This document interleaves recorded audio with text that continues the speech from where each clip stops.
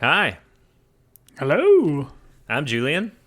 and I am Tom. We are Team Binge, and we are back for Widow's Bay, episode 7 of season 1. This one was called Seasickness. And Tom, you know what makes me sick? Being wrong. Being wrong makes me sick.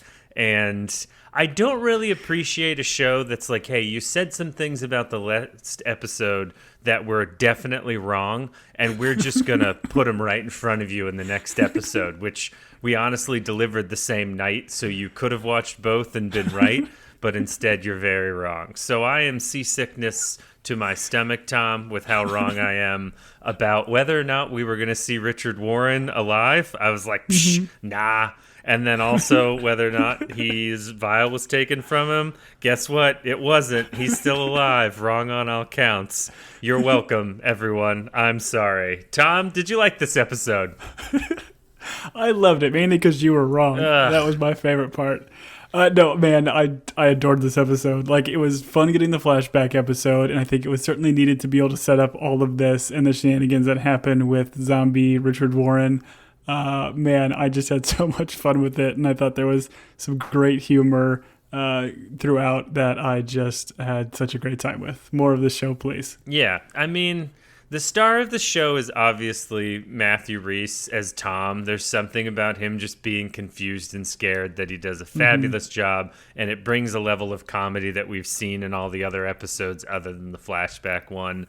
You bring back Wick. We love spending time with Wick. And then you add in, I don't know, a gentleman who's 300 plus years old, and he's been stuck in a coffin, but still has a little bit of an attitude, and you add to the comedy. So I very much appreciate this. I don't like being on a boat in the middle of pitch black water. Not something You're I on record. want to spend a lot of time doing, but I also enjoyed this episode. Tom, do you want to give us the tourist pamphlet summary, please? Yes, this is page 7 of the pamphlet.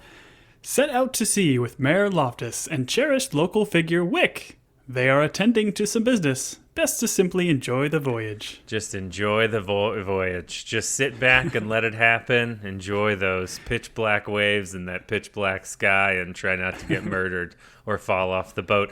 They seem to be hitting a lot of stuff in wide open water. I feel like the navigational charts are not very accurate in this part of the world for some reason. But Fair. that it has been well established that he makes mention this is like our own Bermuda Triangle, which do you think... Are we the last generation that cared about the Bermuda Triangle? I feel like we were... I don't feel like my kids would even know what that is or care. Yeah, it's a bummer. I feel like that's a fantastic little like urban legend thing that seemed to kind of come and gone. Let's Sure, bring it back. urban legend. Yeah. That and quicksand my kids are never going to have to contend with. Or lava on a playground, I guess. I watched the recap. We are reminded that the last episode with Tom, which was 2 ago, ended with him on the drug trip and him crying out to God on the toilet, which God did not show up. I'll say that. So shame on him. But this episode begins with Tom awakening on the toilet. Tom, have you ever slept with your face on a toilet before?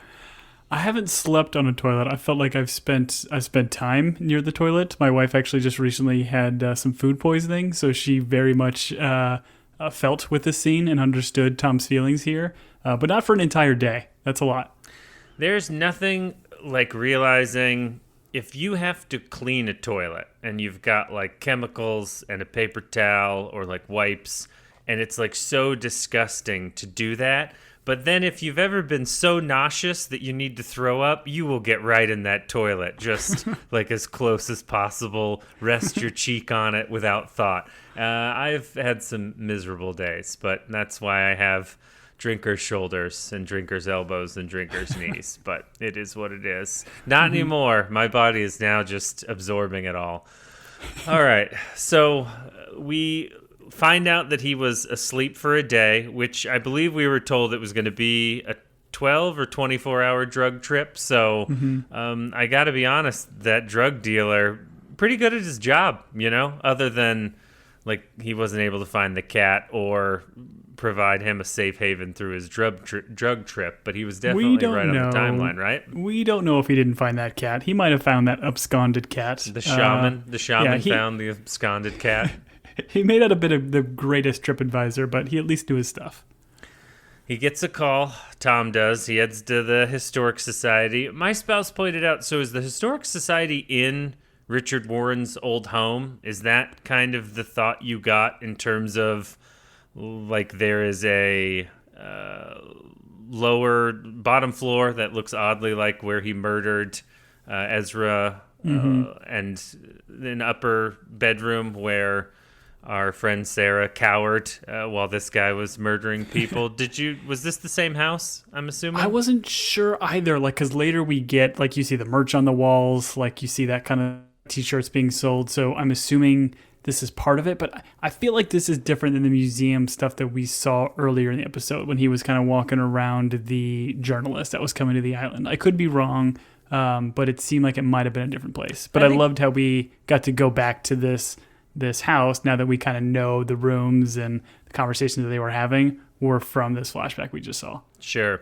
I'm just going to say right now, I'm not going to definitively say anything about this show anymore because I hate being wrong. But Tom shows up. You've got Patricia and Wick there. She starts to tell him about the diary. They discovered it's Sarah. And, oh, by the way, they dug up Richard Warren. I love just Tom and his reactions to all of this news and being like, why is the casket here? Like, oh, he's upstairs. Why is he upstairs? What do you mean? I loved all of this. Tom reacting poorly is one of my favorite things in the world. Oh, yeah. Well, like the way, like Patricia's obviously very shaken up at this as she's kind of delivering her lines and kind of talking about it. But like Wick is just like very matter of fact, like, oh, yeah, there's his coffin. Oh, yeah, he's upstairs. And then they start talking about it and like, oh, he will only talk to like the Lord Island Protector. And then we get like Patricia's note, what she was trying to do and send over to him. I mean, this was all just fantastic. But the second they said Richard Warren was alive and that he had the vial on him the whole time, I was like, oh no, Julian's gonna be sad. I wasn't sad. I was just disappointed. To quote my dad, I wasn't angry. I was just disappointed in me. I do want to point out we get a moment where Wick points out that, hey, you can't open up the cylinder yourself. He clearly tried and it like backfired on him. So this is essentially when Dumbledore ruined his hand in Harry Potter. You're not allowed to. This is a Horcrux, apparently. I'm so mad that I'm pulling these Harry Potter references. I'm not even a Harry Potter guy. I'm a Lord of the Rings guy, you know? And there's no correlation between the two. One is infinitely better. Anyways, let's go to Tom and Warren, the meeting of the Lord High Protectorers, or whatever they're called. And the comedy of Tom flipping through the notebook and reading her notes, and him being like, why would you write that note? Because it was something like, are you mad at me or something? She asked that of a guy that's been stuck in a coffin for 300 years. And I just loved his face reading her notes.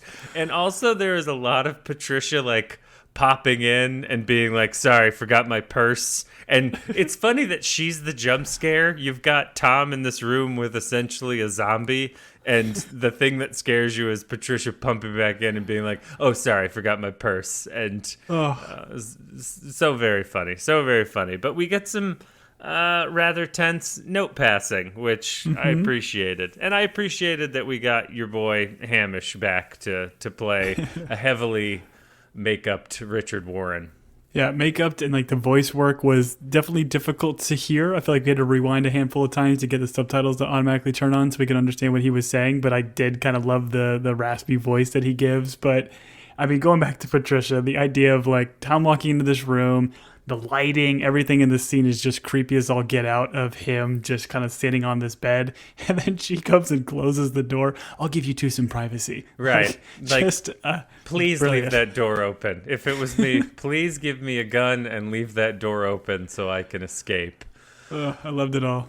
These two have a conversation, and Tom, I got to be honest, Mayor Tom is asking all the right questions. He's like, how are you still alive? And ultimately we find out what we kind of figured out from his ranting and raving is he made some sort of covenant with the devil or the island or something. I loved when Richard Warren was like, I was betrayed by the devil and trapped by my lessers. I really appreciate anyone who, without sarcasm or flinching, refers to other people as their lessers. Just a real good dude to hang out with. Although he has been in a wooden box underground for 300 years, so he's probably got some choice things to say about the people that trust him up and threw him in there. The awkwardness of Richard Warren being like, please untie me, and Tom being like, yeah, let's loosen let's just take those right off. I love that so much. Also, he could open this necklace, and there's a little scroll, and I gotta be honest, I don't know if we were supposed to. I couldn't understand a word on it. I didn't stop to read it. I didn't. I thought it was going to be the 3x5 of Betty Gilpin. I thought we had established that. The 3x5 oil painting of Betty Gilpin. It would have been incredible. Instead, this one was not made with oil, Tom. I know that much because it is brought up later. And from a lot of bodily fluids. That was a lot. And I love how Tom reacts to it, where he's like puts it down very quickly and then wipes his hands on his pants. So man. Good. Don't bring a black light into this room. That's all I'm saying. Incredible. We find out that Warren was the one who found the mushrooms. He made this covenant. He found these mushrooms, or found the mushrooms, then made the covenant. Which, once again, he wrote himself. He really wrote it himself with all of his own stuff.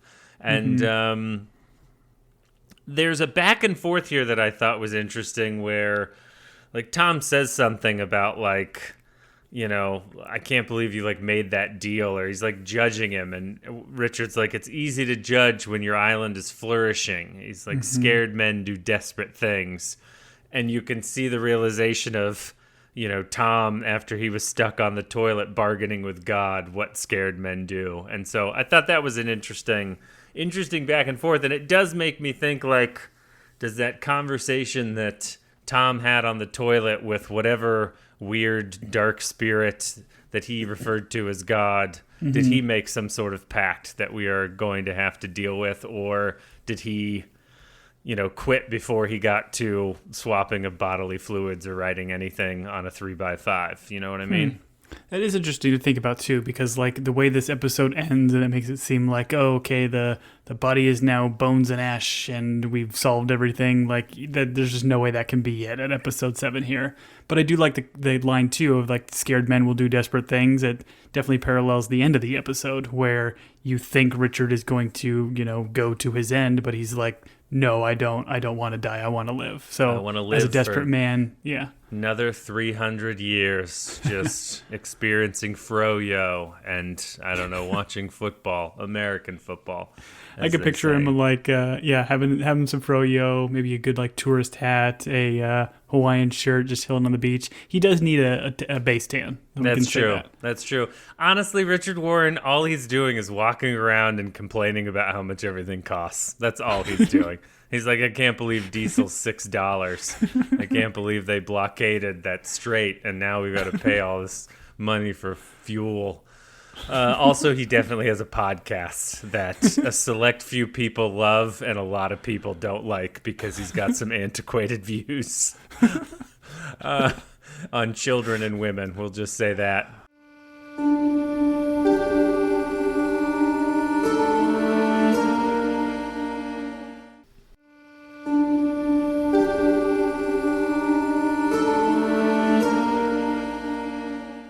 Speaking of children and women, Warren, which, I gotta be honest, didn't seem like, I don't know. Was he a good dad, Tom? Was he a good dad? No, he murdered their mother. No. Well, he wasn't a good husband. That's different than being a good father and dad. So those two things can be separate sometimes. But I just, I love that he was like, I was in that box and all I could think about was how terrible my children's death was. I want to see their things. And I didn't really understand the significance of that. I thought he was going to go for something specific, or there was going to be some sort of island that or some sort of item that he like found comfort in. Instead, this just led him over to the mannequin of. Did that mannequin look like if I was Richard Ward, I'd be like, who is this? Who is this? What is this? Why doesn't she move? And they're like, oh, it's a mannequin of your wife. And that's when he like pokes out the eyes. Like I didn't feel like that was a great representation of Betty Gilpin. Well, I feel like I called that out in a previous episode where they like lingered on the mannequin a little bit too long, and I thought the mannequin was gonna like do a jump scare or something. But obviously, it kind of had the value of knowing that this was gonna be Sarah later on. But I love how like Patricia's reaction, and he's like puts his hands around Sarah's mannequin head, and he's like, "Oh, that's so sad." But then Guy just gouges the eyes out. Oh man, just brilliant. Incredible.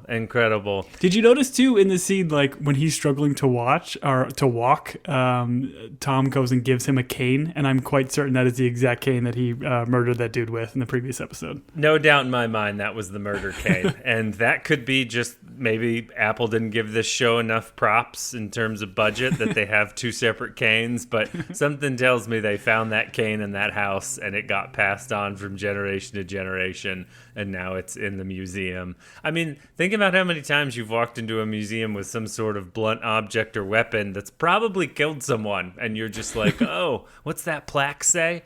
I don't know. It's definitely the murder cane. I definitely felt that. I mean, speaking of what did that say, did you see some of the island merch? There was that T-shirt that said, "Don't say I didn't warn you," which is great. That's the other thing. He would have walked over to that T-shirt, been like, $25, 25 American dollars for a shirt. I could weave this for a couple of copper pennies. I don't know. He's instantly out. He's like, kids will buy something at home. It's too expensive in the gift shop. He's definitely give me back my coffin. Yeah, put me back in. Put me back in. That's ultimately why he wanted to go die initially. He's like, the prices, they're incredible. All right. Let's save that for our economics podcast, Tom. Everything's too expensive with Julian and Tom. Oh, man. That's a daily podcast. I just want to point out to people if you want to join us for that. Mm-hmm. All right. Ultimately, it's like he explains to them, hey, if you take me out to sea, I'll die. The hex will be over because I made the pact. Let me die. And I was like, oh, cool. That's a pretty... great, I don't know, self-sacrificing moment. And did you pick up on anything in this conversation that was worth, like, there were some things that he said in a certain way that I feel like the show clocked that is important to note, especially when you're talking about, like, we clearly haven't cleaned this haunt by just this guy turning into bones. There's more to this, right? Yeah, he makes mention of like ending the bloodline. So he's, I guess, saying he's the last of his bloodline, but maybe there is obviously somebody else on this island that has Richard Warren's blood. I don't know how that is possible at this point, but I mean, maybe he's got a brother, Steve Warren. We don't know that all the children died. Maybe they paddled on back in the middle of the night. Do we know that Sarah died at sea? I mean, they made that mannequin of her. Do we know if she ever came back? I don't think we've ever heard that she disappeared at sea. I don't think so. Yeah, I think there's a lot of mystery there for sure. And yeah, I'm with you. Like, if this is truly the end of the bloodline, he thinks this would be the end, but he does not know the fate of his children or a previous wife. So, sure. Yeah. I mean, Betty Gilpin was probably like, hey, Shagwell, or whatever the kid's name was, grab that oar, and you... missing a finger wagon wheel, grab the other one, and then because she's missing a finger, that oar falls into the ocean, and they've only got one oar, so she's like, well, I guess we're turning around, and then they just paddle in circles and end up back at the dock. That's what I'm assuming happened. We'll see it in the finale. It's incredible. It's amazing how powerful a single finger is. I mean, listen, pretty powerful, that's all I'll say.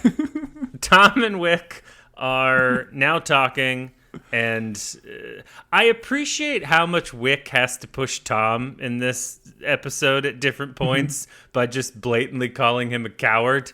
And also there are moments where Wick's like, I don't want to do this. Like, I don't want that monster on my boat. This sounds like a terrible idea. And he finally comes back with, all right, we'll take him out to sea, but he has to be in his coffin. And the absolute comedy of a guy being stuck in a coffin for 300 years and you having to go back and be like, hey, would you be cool climbing back in? And I thought we'd get a little bit more pushback from Warren, but I mean, I don't know. Maybe it's more comfortable in that coffin. Maybe that's the trick to dying, Tom. Maybe coffins are more comfortable than we all think, you know? I mean, modern day ones seem very comfy. This one didn't seem as much. It just seemed like a pine box. But his response of like, just till we're on the boat, right? Like, yeah. yeah, sure, man. Yeah. And him being like, hey, can you maybe put down some of those T-shirts? I'm not going to pay $25 for them, but maybe if there could be some sort of group deal, we could pad the coffin with it. So my neck, 100 years ago, it developed a terrible creak in it, and that's what he's doing. Anyways, let's move on. I'm putting myself in Richard Warren's shoes probably too much. You'll be there eventually. I don't know that he's the guy that I want to look to. Listen, we all know you're going to be buried alive at some point in your life. That's fair. Just give me a bottle of Buffalo Trace as you lay me in there. That's all I ask. All right. The sheriff showing up. Tom, why do we not want the sheriff involved? Like, the sheriff seems pretty competent. The sheriff seems like he's tried to help Tom out. He definitely helped Patricia. He watched all those people in that trance go down to the beach.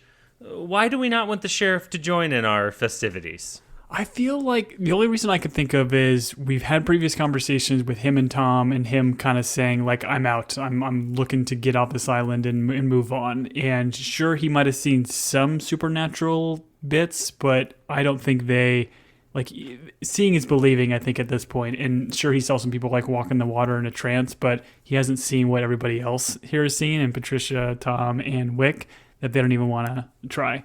Okay, that's fair. I just feel like, although she does try to explain what's going on, and he seems out pretty quickly later on in the episode. But I'm glad they didn't go my route, where they tried to bring him into their, what would be a foursome. Instead, they sent Patricia out, and she's like, I got this. I will distract him. And watching Tom's...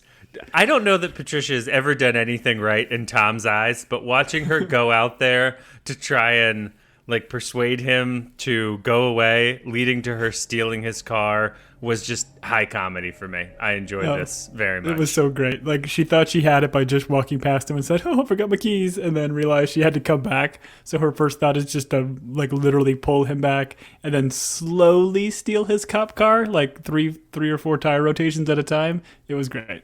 Incredible. She, in the end, winds up with the car, and we wind up on a boat. And this plan, Tom, I got questions about this plan. We're essentially, we've got Warren ratcheted down in the back. We've got Tom and Wick, one harpoon gun that's not, like, close at hand. It's outside. And these guys are going to go to the boundary where we find that Wick can't cross because he's born on the island, but Tom, in a way, can. And we're just going to put Tom in a dinghy with a coffin that is about the size of the dinghy and have him paddle into the dark. I did not like this plan at all. This is an old island. They surely have, like, an old cannon.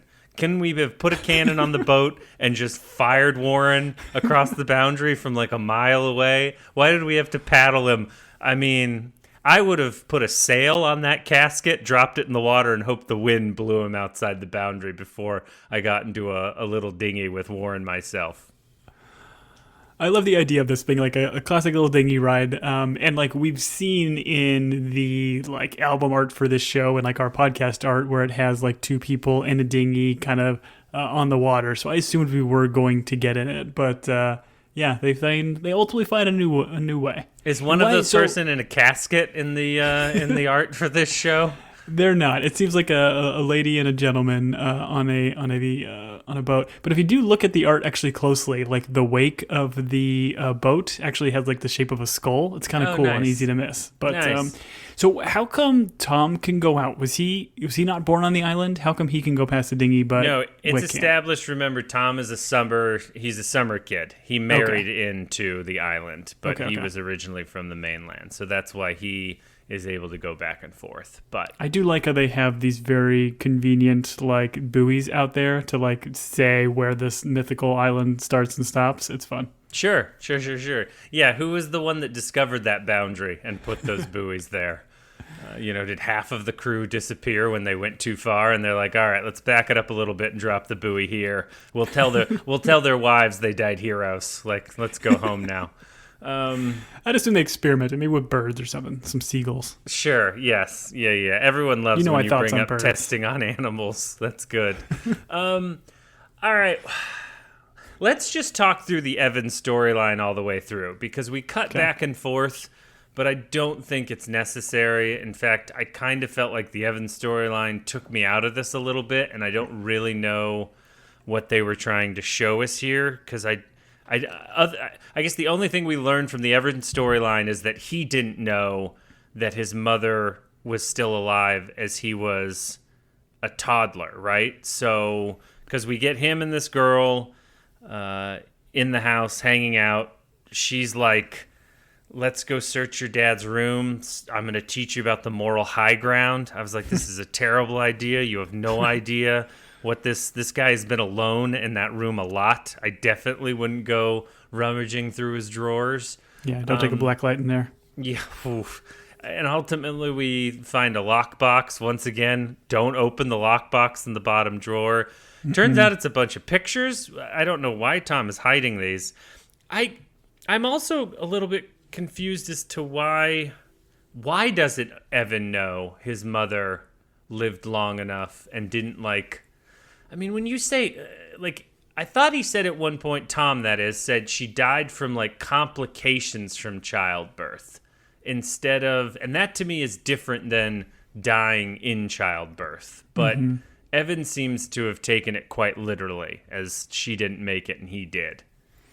Yeah, I mean, he's obviously hiding these pictures away because of, I think, this lie, or at least, a stretch of the lie, because I think complications in childbirth versus, died in actual childbirth, I mean, sure, you can kind of maybe read between the lines a little bit, but this is obviously something that's going to kind of haunt Evan's relationship with his father and kind of sets up, things to come in the next episode. But I'm with you, I didn't love all the cuts because it did take you away a little bit, and I don't necessarily care as much about Evan is a character in his arc, but I imagine this is going to kind of open up a new set of grievances between the two. And it'd be interesting to know more about how his wife ultimately passed, because she was around, like you said, when he was a toddler. Yeah, I mean, the only thing I could think of is there an added level of guilt from Evan if he thinks she died during his childbirth, that it's I was the cause of it, as opposed to she lived long enough for me to grow up a little bit and then died from something else. I don't know. I've never been in that situation, so I can't speak to it. But I didn't know what they were trying to say here. And ultimately, I think the lesson we learned from Evan and this girl searching through Tom's room is don't ransack it. Pull stuff out and then put it back like it was. You don't want to leave a trace. It's like the National Forest, man. Don't leave a trace. If you're going to go snooping around. Do you know what I mean, Tom? I'm with you. Absolutely. Clean up your garbage. Tom, what's the worst thing you ever found in your parents' bedroom when you went snooping through their drawers? You know what? Don't answer that. Let's move on. Oh, man. We don't have a podcast long enough to go through that trauma. That's a different podcast of ours called My Parents' Drawers with Julian and Tom. And every once in a while, we bring our parents on and we just confront them about what we found. There's a double meaning to that I don't love. Yeah. No. I love it. We did it on purpose. It's okay. All right. Let's go to the sheriff driving Patricia home. Also kind of a storyline that I don't know. I guess we're just setting up that the sheriff's done with all this, because Patricia tries to enlist him by telling him half of the truth. And he's like, listen, I don't care. I'm out. Tell Tom I quit. I'm assuming this is leading to him either confronting something so he does have to buy in, or him attempting to leave himself and something happening to him. Still have not met or seen his wife, by the way. I just want to point that out. No, it's a good point. I was going to say the same thing. Like, he mentions again that he has like a wife, and I feel like that line of dialogue was very like intentional. So I'm interested to see what ultimately is the sheriff's faith, because if he's deciding to try to leave this island, doesn't care about the second half of her story, what is going to happen to him? Is he going to be just kind of fodder to the island's craziness, or will he make it out? I'm intrigued. Right. I am also intrigued because honestly, I want him part of the group. I need him. He's the only guy that carries a gun. I need him part of that group.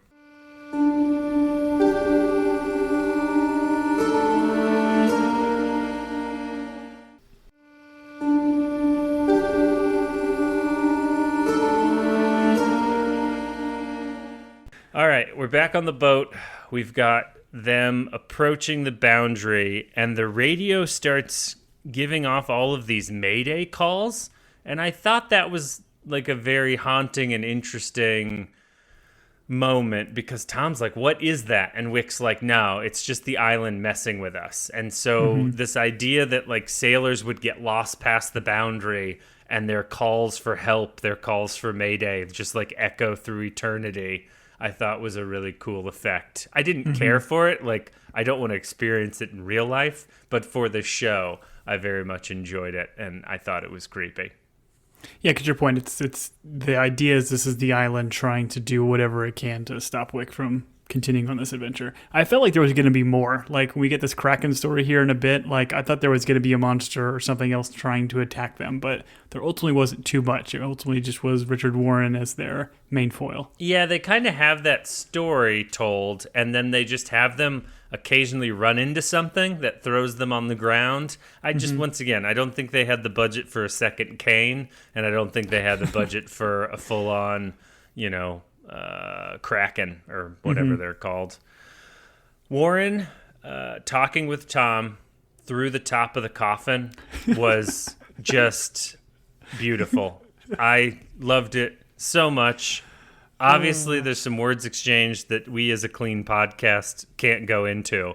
Very inappropriate. This 300-year-old man swearing at Tom because he won't let him out of the coffin, and just the way he goes from like pleading, polite, to I'm not going to get what I want. And so like, F you, buddy, was just so good. I enjoyed this immensely. Like, yeah, just like the tone of the conversation back and forth, and how it's like, this dude's 300 years old, yet he's like dropping F-bombs and like speaking so matter of fact, like it's like more modern day speech. It's just so funny. And it just, the dichotomy of him being this old 300-year-old zombie and spurting out these obscenities is just brilliant. Absolutely brilliant. I loved it all. And there's also something that will always be funny to me about someone who is like said they will do something and they're weaseling their way out of it, and they're kind of like, I hope you understand, I hope you forgive me, and that person being like, no, I don't, you're a liar. Like,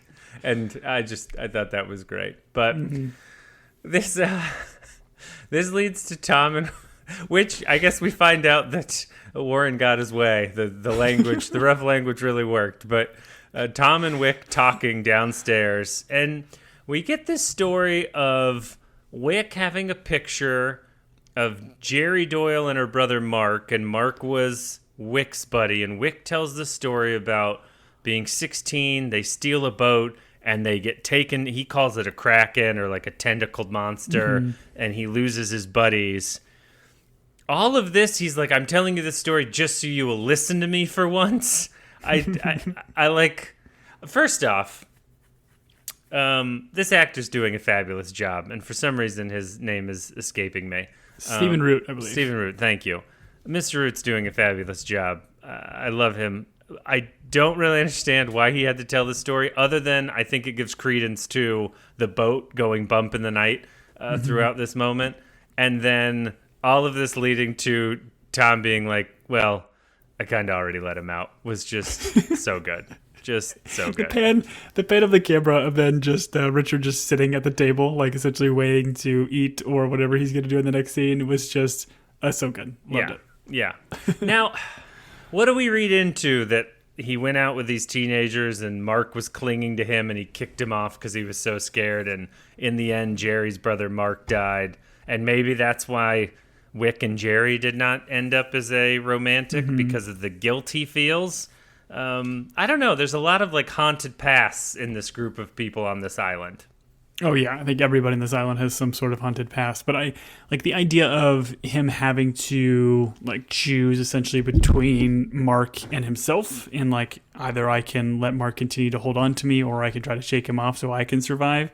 It's a terrible decision, and Tom even says like, "Hey, this is not your fault." But I think a lot of the story is setting up what happens with Tom and Wick later, where Tom is holding on to Wick and he kicks him off just like Wick did to Mark in the story. But Tom had the wherewithal to give him the life buoy or whatever before he did so. Sure. Yeah, I think they're slightly different, but I get your point. There's a lot of kicking people off boats in order to save someone or another. But yeah, I see the parallel now. I find those little canned sausages absolutely disgusting. Having to watch 300-year-old corpse Richard Warren eat one and enjoy it, doubly disgusting. I hate those little Vienna sausages, those little smokies. Oh, I hate them with a passion. I don't know what Tom's it is reaction about was him. so good too. Like he was like half gagging and stuff as he's watching him do this. And like I think after Warren eats it, he like takes like a big breath, and I'm like, oh no, that probably smells terrible. Oh. And then he loves to eat, and then he loves to sing shanties, and he's singing a shanty where the only thing I wrote down was "Who will be the last man," which I don't know. Do you think this is a real one? Do you think they pulled from history? I don't know, man. I just want more sea shanties. They're fun. And again, this was kind of hard to understand because he's obviously had a very garbly voice in the first place. But that's what I took out of it, The Last Man. So They at the play end a of it, modern version on the credits. That's for sure. I did. Yeah, I did listen to a little bit of that. But yeah, when they talk about this whole last man standing and then we have Tom as like the last person on the boat, I was like, oh no, is Wick potentially gone? Is he really the last man? But nope, he survives. Yeah, he survives. And it's good because Tom clearly does not know how to pilot a boat. We'll just say that right now. He was doing a decent job. We get Richard Warren reflecting on his imminent death, which as a guy that sat in a casket for 300 years, you think he would have done some self-reflection in that moment. But I guess he knows he's immortal, and now he's no longer. But he's like, I wonder what my last words will be. Will I think of my children or my mother?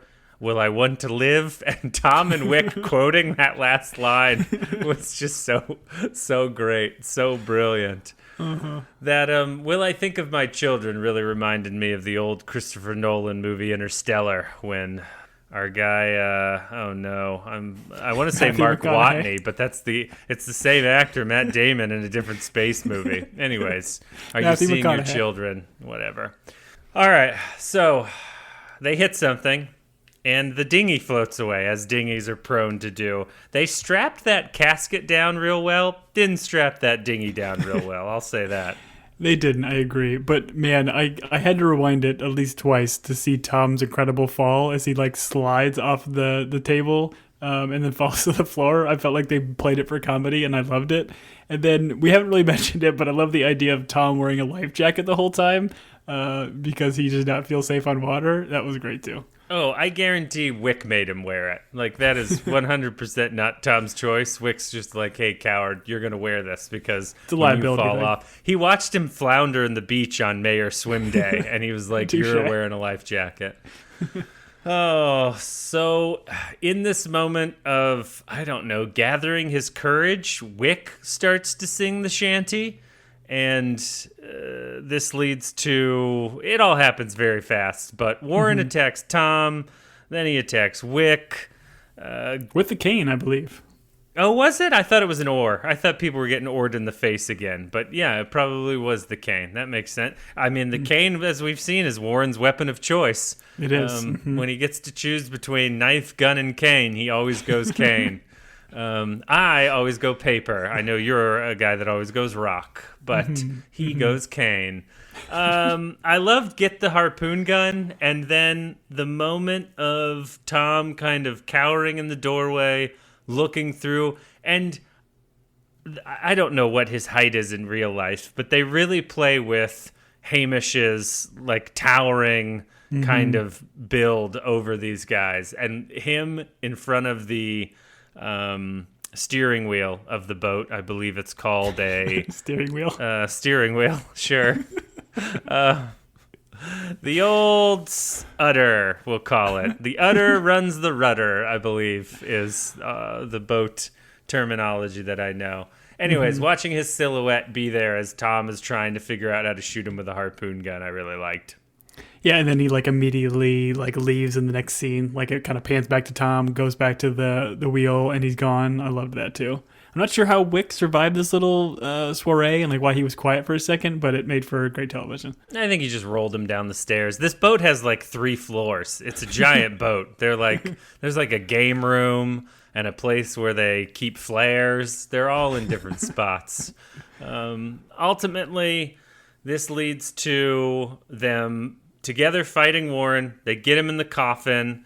I gotta be honest, and maybe it's because he hasn't moved a muscle in 300 years. This felt like they wrangled him into that coffin pretty easily. I would have made a deal with the devil for a little bit of not only immortality, but some strength as well. I would have asked for that, you know? He tried his best. He didn't have his hands tied this time. We gave him benefit of the doubt. He didn't fight as much because his hands were tied, but this time I felt like he could have kicked a little bit more. Right. Speaking of kicking, we've got Tom holding Wick over the edge by the leg, giving him the little circle floaty thing, and then sending him off before they pass the buoy, which was great. He did a great job. And very timely with the World Cup coming up, showing Tom do some kicking. Yes, exactly. Yes, let's certainly promote the World Cup and soccer, something that's hugely popular here in the States. Did you think he was going to turn into bones? Did you think he was going to be saved by the buoy? I didn't know what to expect. I kind of went out into the water. I kind of felt like we talked about, like bringing him back as like a supernatural element is interesting, but I don't know if it would have been interesting if they kept him alive for multiple episodes. I kind of liked how they dispatched of him, but once again, where we go from here? You don't see the comedy in Richard Warren living in a modern world, being like, why does this shirt have buttons that don't work as buttons on it? And they're like, well, it's just fashion, my man. He's like, back in my day, we had buttons that worked. I don't know what the things he would get upset about. Once again, he'd get upset about the price of diesel. I know that much. Listen, it would have been funny, but I don't think it would have moved our story along as much as I would have liked. I would argue that these last 2 episodes didn't move us too far forward, but we did have fun with them, that's for sure. Yeah. Anyways, let's get to... he turns to bones. I do want to say that when you go back past the buoy, it would have been funny had he started like come back to life, banging on the lid, and then it's just Tom like going back past the buoy, kicking the coffin off, and then going to find Wick. But you were worried we weren't going to get Wick back. I was hesitant, and then he does eventually kind of come on, and I don't know if you clocked this too, but I felt like Tom was giving him a lot of weird looks when he came back on. 100%, yes. So it's like, is this really still Wick? I don't know. Like, they made it like laugh and played it for levity, but he gives him a lot of looks that makes me kind of question as an audience member. And I think they were supposed to. Yeah, it's almost like he climbs back on and doesn't acknowledge what just happened. And then he tells Tom, you did good, which is the first compliment that Wick has ever paid Tom. And Tom is just so relieved by that he like laughs and goes with it. Yeah, but 100% he gave him some weird looks. Okay. And so maybe in the water someone else possessed Wick. We don't know. Next, Wick will be like, hey, Tom, you want to come over and have a catch? And Tom will have to murder him because clearly that's not who Wick is, How many fingers did Wick have when he got out of that water? His original 11, I believe. I thought he might have 9. Maybe he's possessed by that little girl. Oh, that's fair. Well, now she has 10 and he has 10, so we're all even. Why the zoom in on the inn painting that is super creepy, but it's got a child in the waves? What was that? Why was that? Why did we do that? We had panned to this picture in, I think it was episode 2, right, where he does stay at the inn, and I don't remember clocking this, but I did clock it in this one, where there is, this child seemingly struggling in the water and reaching out to something. And if you look closely at the painting, like on the very edge of the frame, you can see a hand, and it seems to be holding like a stick or potentially a cane, like towards the child. Like the child is reaching towards something and somebody might be trying to save said child. So I don't remember clocking that in the previous episode, so I'm wondering if maybe that's what the addition is and we're supposed to catch that as an audience, that this painting has changed and now has this on there. I didn't go back and look. I didn't confirm this, but it is there if you look closely. Is there a chance that Tom's wife was a descendant of Warren? I mean, once again, we don't know if these children made it or not. Is there a chance that Evan is of the bloodline? I think that would be interesting and make a little bit more sense as to why Evan's been so heavily featured. Because again, I think some of the back and forth we've had with him and Tom of just the angsty teen hasn't been the most enjoyable, I would say. But if it is for more of a greater purpose and Evan's going to fulfill more of a greater purpose for the island, I think that would be compelling. Yeah, there's a through line here of what Richard Warren is screaming when they bury him alive is about his children.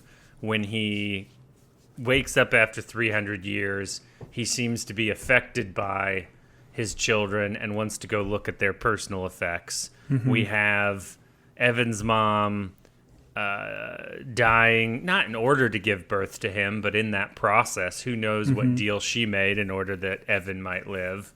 And so there is quite a bit of parent to child, wanting them to be safe that runs through this. So interested to see how the Evan storyline pays off. And I'm not going to make any conjecture because the next episode will open and it'll be like, Evan's not anyone's son. He was a Jedi all along, and he can go to the mainland or something. I don't know. Something that just goes against canon. You keep shooting for the stars, buddy. It's okay. We can make mistakes. I'm sure other people had the same thoughts that you did. I mean, not me, of course. I was right in what I said, but I appreciate you trying your best. I won't shoot for the stars because at this point I don't even know if stars are real. I don't know. Tom, that concludes our 2-episode run of 6 and 7. I enjoyed them both. I continue to look forward to where this show is going to go. We typically go to Audience Corner at this point, and because we've had episodes back-to-back, there's not much to Audience Corner other than to say big thank you to Ghost Chef, who emailed us. I would only assume that was the name that his parents or her parents gave her, and it's a great name. It was nice to hear from Ghost Chef. And for those of you that have theories, want to share them, you can reach us at teambingepodcast@gmail.com. Tom, hit the socials for us. Yes, follow us at Team Binge or at Team Binge Podcast on the socials, on the Twitters, on the Instagrams, the Threads, the Blue Skies, your social of choice. Let us know what you think about the show. I'm sure we're missing stuff. We do our best to kind of theory craft. We generally record right after we watch episodes, so we don't kind of scour the internet for all the different theories out there. So help us out. Let us know what we're missing. And yeah, man, that was episode 7, so we got 3 more. I'm excited. I am also excited. Thank you for listening for Team Binge. I have been Julian. And I have been Mayor Tom. Till next week, everybody. I didn't vote for you.